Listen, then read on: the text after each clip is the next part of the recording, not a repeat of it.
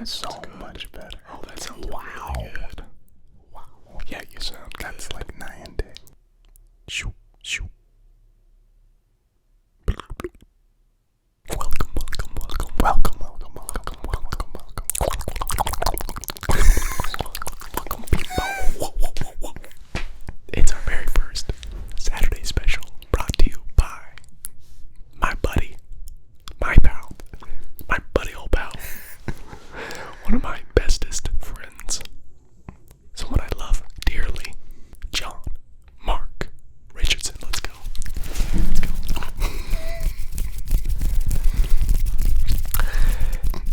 John has been a pal of mine for a while now, and ever since he learned that I have an ASMR channel, he's wanted to make his first appearance. And though this is John's first appearance, John is now an ASMR veteran, because this is attempt number 5. I feel like it's 6 at this point. It honestly could be 10 or 11. We've tried to record this video multiple times, and we were a bit ambitious the first time. I tried to have John hold his own microphone, and for those of you who know, it's not smart to hold a condenser microphone, and I forgot to let him know that when the cord moves, it makes a sound as if a nuclear explosion just went off, and there were nuclear explosions the entire video. So, John, the floor is yours. Feel free to introduce yourself. So, Who the heck are you? I'm John. I also go by John Mark. I actually went by John Mark for most of my life. More recently, picked it back up. I'm still working on calling him John Mark. I'm still working on it. It's alright. It'll happen. It'll happen. We'll get it. We'll get it. But yeah, kind of went through like a whole identity crisis in college with my name. But, you know, yeah. I am a teacher. I'm a math teacher. Gotta teach them kids those numbers. Absolutely. If you ever want me on to do some ASMR, you can bring in a whiteboard, and I can just go through some algebra ASMR algebra. to put you to sleep, Absolutely. or give you anxiety, whichever you really want. But yeah, I met Alex like 2-3 years ago, and we were playing basketball. 2020, right? 2020. So almost 4 years ago. That's pretty wild. That it does not feel that long. It feels forever for me. So we were playing basketball, and Alex was wearing this San Francisco 49ers like Nike Tri-Tech shirt. It was a very nice shirt, and It was. I complimented him on it. I was like, dude, that's a nice shirt. And he did not know who I was, and he just looked at me and he was like, it's from Goodwill, and like he was offended or something. It's from Goodwill, dude. Chill out. And I was like, oh, okay, well, don't mind me. I didn't say it like that, but that is how John interpreted it. Or maybe I did. We'll never know. We'll never know. Oh, man. John, give him some finger flitters. Give him some finger flitters. Have you ever watched ASMR? Very rarely. Very rarely. What kind of ASMR have you been exposed to? Usually yours, just if I need a good laugh. Oh, jeez. Usually I show my friends and I'm like, hey man, look at this dude. Look at this. Look at this jokester. So actually, one of my friends, he listens to ASMR. I showed him like your face and he's like, wait, I recognize that guy. Uh-oh. And he had seen like your like most popular video, and he was like, oh yeah, that's actually one of my favorites. So I met one of your fans. Who is this fella? Oh, he wants an autograph really bad. Oh, no. I've met, I think, 7 or 8 people who watch my channel, like, just in public. And, they're almost never not awkward. Hey man, thanks for putting me to sleep. Yeah, if it was any other kind of content. But, oh, no, that's cool. That's really neat. That's really neat.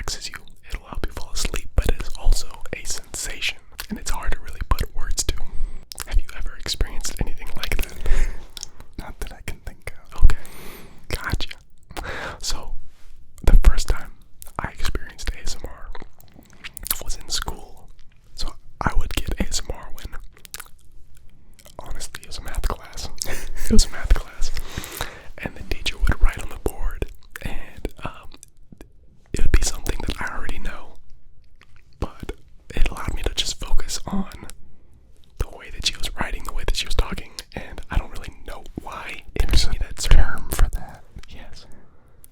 That's crazy. Or when somebody would trace the number on my back if I was wearing a jersey where it would say Wellman, and they would trace Wellman on my back, and it would give me a certain sensation when somebody scratches your back. Do you know what that feels? Yeah. You do know what I know that is? exactly what you're talking about. There it is. That's called ASMR. What is it short for? Isn't it like audio sensory something? No. Oh. It's like autonomous sensory meridian response. But Okay. whenever anyone says that, it doesn't really give anyone any details about what that actually means. So you do know what that sensation is. Oh, yeah. 100%. Remember the microphone. You see how far I am? Oh, just like almost. You're almost like in the microphone. Just don't laugh into the microphone. That's a big difficulty. John likes to wheeze when he laughs, which isn't the best. This is true, especially for this. Yeah, so, well, when have you experienced ASMR? Massages. Massages, okay. I would absolutely say that. Fire that. Fire my stuff. Can you hear it? Yeah. Oh, yeah. That was really loud. I'm sorry. I think school was a really good example. Like sometimes when I'm teaching and I'm like writing things on the board, like there is like kind of that sensation of like whenever the marker hits the board, you know that sound when like an Expo marker will hit the board, it makes this like thumping sound. Yeah. And for some reason it's really nice to hear. When I would like use the marker to draw or like write a problem, like just I could just make dots, and for me that's really relaxing. It is. That's usually people experience ASMR from other people doing things. Oh, But that's really interesting that you were able to give yourself ASMR, which I feel like is a superpower. So that's a little bit of what's happening here. Is that your voice might trigger somebody's response and give them ASMR. Isn't that weird? that is really weird. It's a difficult concept to like wrap your mind around. Yes, absolutely it is. When I was trying to figure out who I wanted to invite onto the channel, John was clearly the number one option because one, John is one of the loudest persons, one of the loudest people that I've ever met. He ranks number 2 on the loudest people that I know. I would still argue for 3. Oh wait, who would be number 1? Who would be number 2? 1 and 2. I still say Zeke. If you get Zeke fired up about something, I feel like Zeke is like Absolutely not. You got Zeke beat. You got Zeke beat. You're underestimating yourself. But yeah, John is a vibrant personality, a passionate man with some of the loudest opinions. John always has an opinion about whatever you're talking about. And one thing that I appreciate is that it's not always an ignorant opinion. It seems like John knows a little bit about everything, which allows him to have opinions about almost everything. One of the things that we really connect with and through is film and movies. And so we one of the funny stories was that we decided that we wanted to talk about Killers of the Flower Moon, and so I hadn't seen it yet. So and John had seen it once, but we were gonna go see it together. And this is a long movie, and we went to go see it in the morning.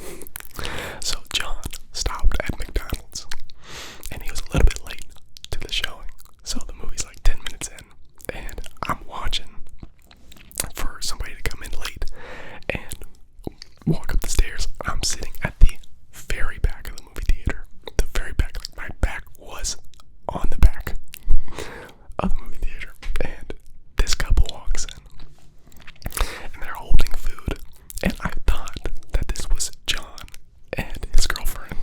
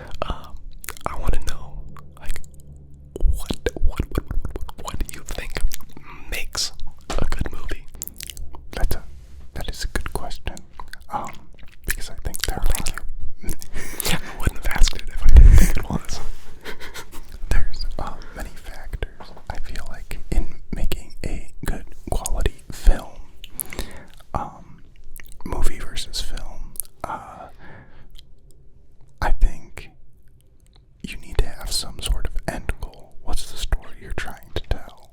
And how are you trying to tell it? That's kind of the two questions you ask. Is, what is the story you're going to tell? And how are you going to tell it? There's some movies that the stories they're really good stories, but they're told very poorly. And so that's not really a good movie. But there are other movies that are terrible stories. They're just not good stories, but they're made really, really well. Would you say that Napoleon Dynamite is a terrible story? I would say Napoleon Dynamite is actually a great story. Really? Okay. Oh, absolutely. The Revenge of the Nerds. Like, he like gets back at his enemies, and he gets Pedro to be president.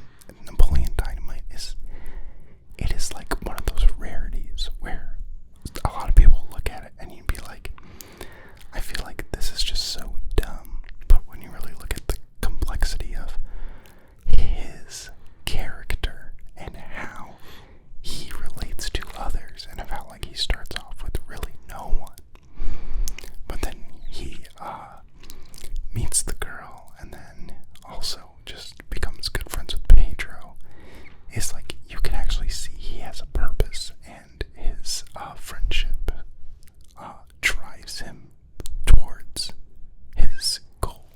Interesting. Because I feel like if I read the plot, simply just read the plot of what the movie was about, I would have said that is a silly premise for a movie that does not seem that interesting, because the execution of that silly plot is what makes that movie great. But I guess there is, if you really look into it, it can be more interesting than what is on the surface. If you really dig deep, what would you say is an example of a movie that has a poor plot but was executed well, which made it a good movie? See, that's kind of tricky because it doesn't always turn out to be a good movie. But it may still be like a poor plot, and I will be like, that was not a good movie, but it looked really cool. Like, I would say a really popular one, and I get a lot of flack for this, but I'm not a big fan of Avatar. Okay. Avatar or Avatar: The Way of Water. Oh, you know what? I would say that's an excellent example, because the Way of Water. Yeah, that's a great example. The Way of Water, like, it is such a beautiful movie. Man, that CGI whale those were the best scenes in the movie, where there was no talking, and it was just the kid and the whale. But man, if I have to hear bro, cuz that many times in a movie, I'm like, I mean, that script was brutal. It was a difficult 3 hours to watch. It was. Twice. The script was. But the plot, it was so incredibly simple. I wouldn't say that it was even interesting. The plot was not interesting. But it was simply the world build. So And I get that. And I get that really with the first one. But with The Way of Water, I feel like it wasn't really, I guess it was simple, but like the bringing back the general kind of back from the dead, for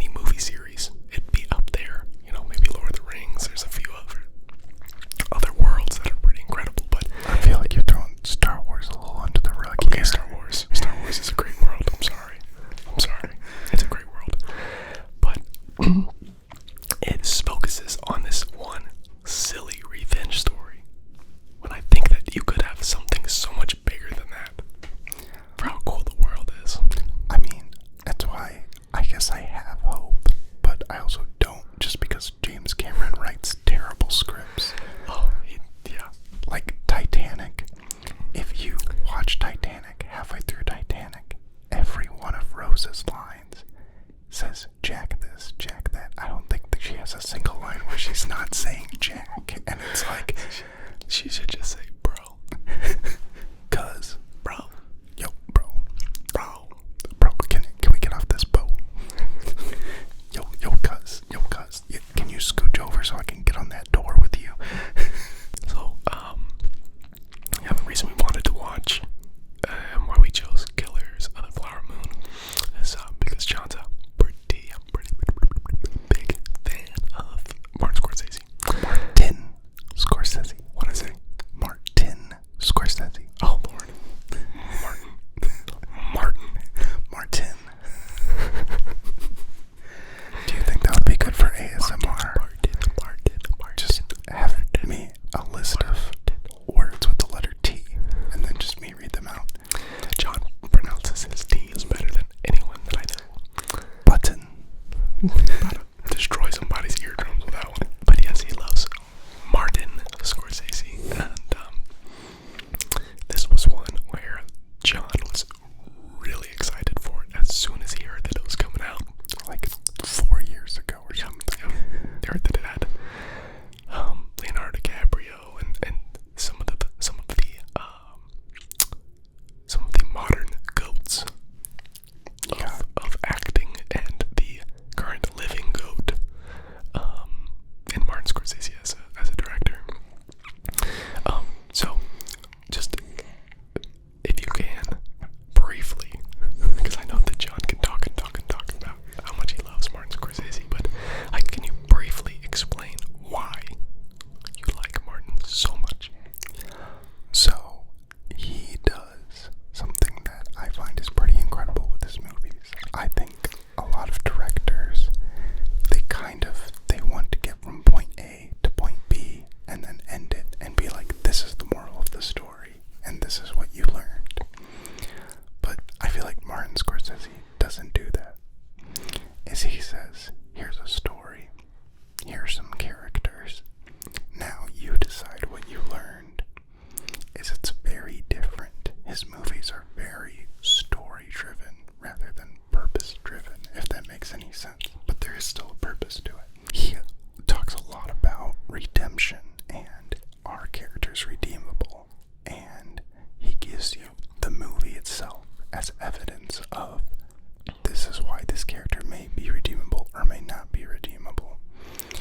And you decide for yourself, is this character redeemable or are they not redeemable? And he does that in such a variety of ways.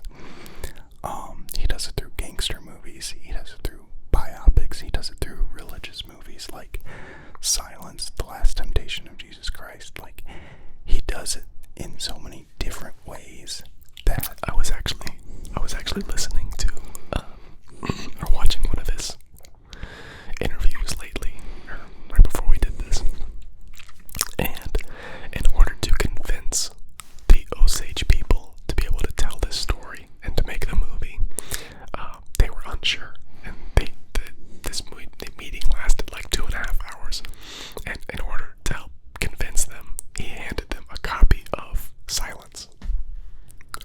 an incredible movie.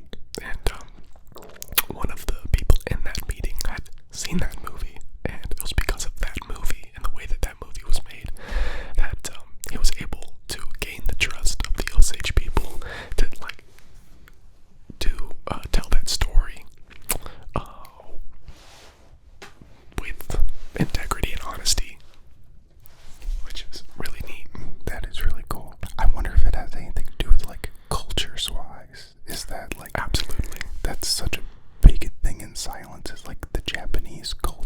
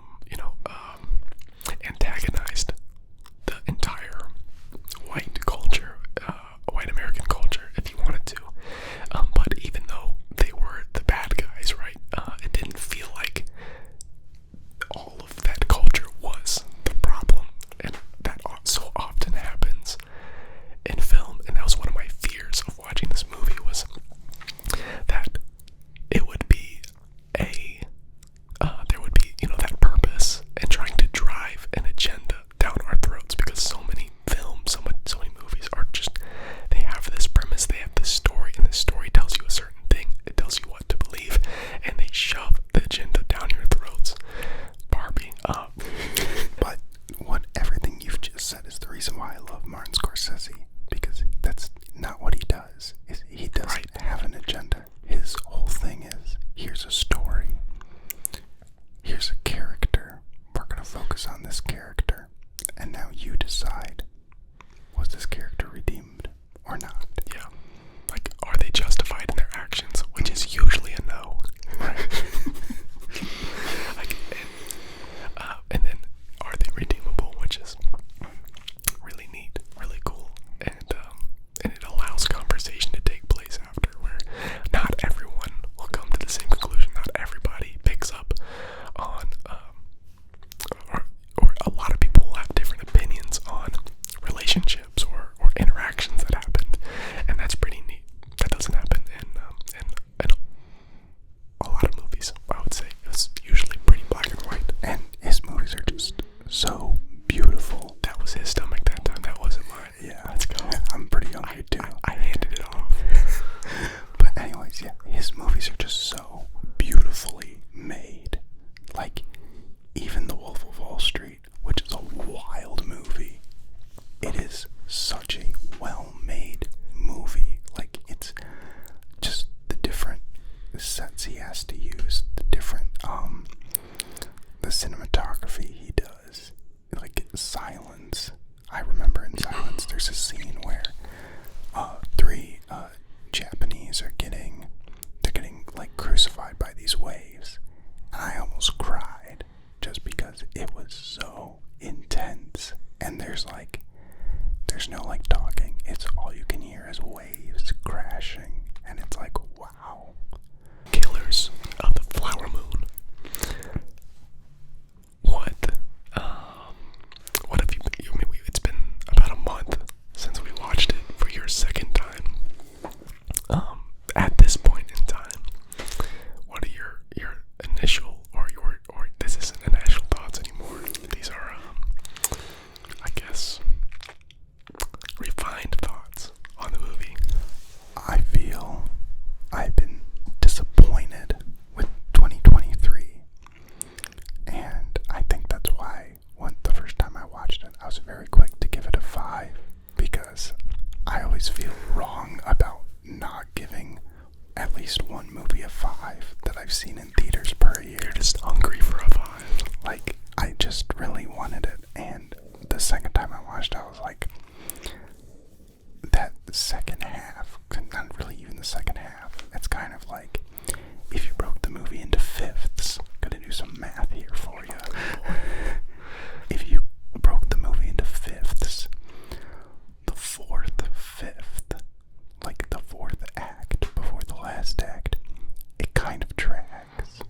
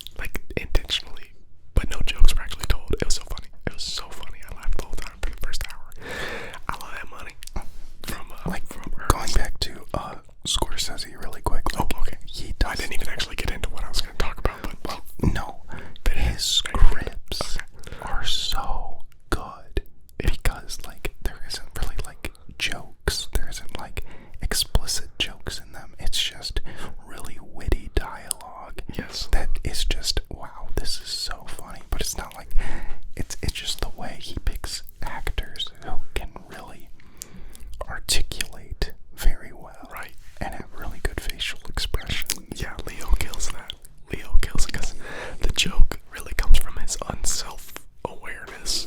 I don't know.